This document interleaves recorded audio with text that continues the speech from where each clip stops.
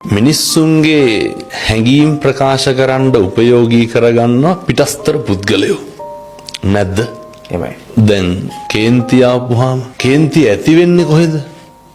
දැන් කේන්තිය දැන් මට තරහ යන්නේ මේ මගේ ක්‍රියාවලිය තුලනේ. එහෙමයි. තේරුම් ගන්න පුළුවන් නම් මිනිස්සුන්ට ඒ ඇති වෙන කේන්තිය මම තුලින්ම නැති කරන්න ඕන කියලා. අපේ හිතේ ඇති වෙන කේන්තියට මොකටද පිටස්තරයෝ ගාව ගන්න? එහෙමයි. ඒකට වක් කියනවා මම එහා. ඒක මගේ ඇති වෙච්ච කේන්තියක් නේක. ඒකට පිටස්තරව සම්බන්ධ කරගන්න නරකයි. දැන් විවාහ වෙලා දරුවෙකුත් ඉන්නවනේ නේ. ඔව්.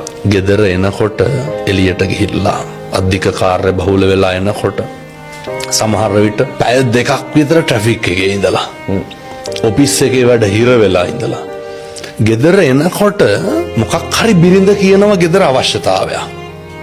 කලබල වෙලා පොඩ්ඩක් බලපැල්ල පොඩ්ඩ සමහරක් වෙලාවට දරා ගන්න බැරි වෙලා ඒක පිට කරනවා වචනකින් දෙකකින් තුනකින්. පැහැදිලිව. ගහනවා. ඒක එතනින් එහාට යන්නත් පුළුවන්, ගේ දෙවනත් වෙන්නත් පුළුවන්, බඩු මුට්ටේ එහාට යන්නත් පුළුවන්. ඊට පස්සේ එතනින් එහාට ගිහලා ගෙදරින් යන තත්ත්වයටපත් වෙන්නත් පුළුවන්. අත්දැකීමෙන් නෝ කියන්නේ. එතකොට ඒ අර බාහිරින් ආපු ගොඩ නැගුණු කේන්තිය අපි ගෙදරට එනකොට වෙන කෙනෙකුගේ කේන්තියක් ආය අපට එනකොට මේ දෙක ඩක් ගාලා වදිනවනේ. එහෙමයි. පීඩනය වැඩි වෙනවා. පීඩනය වැඩි වෙනවා. සමහර විට ඒක කෙලවර වෙන්නේ කොහෙන්ද? දරුණු හිත රිදීම. දරුණු හිත රිදීමකින්. ලංකාවේ බොහෝ පවුල් පසුබිම්වල විවාහය හරි අතෘප්තිමත්. එහෙමයි. හේතුව එක පිරිමියෙක් ඉන්නවද කාරණා දෙකක් තියෙනවා. එකක් බිරිඳට ස්වාමියා සැකයි. අනිත් එක ස්වාමියාට බිරිඳ සැකයි. එහෙම නැත්නම් ඔය බේබදුකමක් හැබැයිකමක් මොකක් හරි මොකට හරි අර නැතානියම් දෙයක්.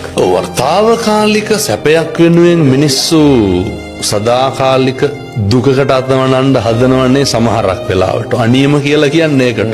ගිනියමක්ම තමයි ඒක. ඒ කාරණා මත තමයි ඔය ප්‍රශ්න ඇති වෙන්නේ. එතකොට වළක්වා ගත යුතුමයි. පැහැදිලිව. වළක්වා නොගත්තොත් එහෙම මරණකම්ම ඉන්නේ කොහෙද මිනිස්සු ගෙදරනේ. මරණකම්ම ඉන්න කියන්නේ ගෙදර මාලිගාවක් කරගන්න ඕනේ කියලා. අර අහලා තියෙනවද පෞල් පන්සල් වාගේ තියෙන්න ඕනේ. තියෙන්න ඕනේ කියලා. ඒතකොට ඊතරම ගිනි ගන්නවා. ගිනි ගන්නවා. හිතට යන්නේ හිතෙන්නේ නැහැ. හිතෙන්නේ එහෙමයි. දැන් කේන්ති යන්නේ. මම ඔයාගෙන් කෙලින්ම අහන්නේ හොඳේ. ගෙදර ඉන්නකොටද ඇවිස්සෙන්නේ කේන්ති යන්නේ යාළුවොත් එක්ක ඉන්නකොටද?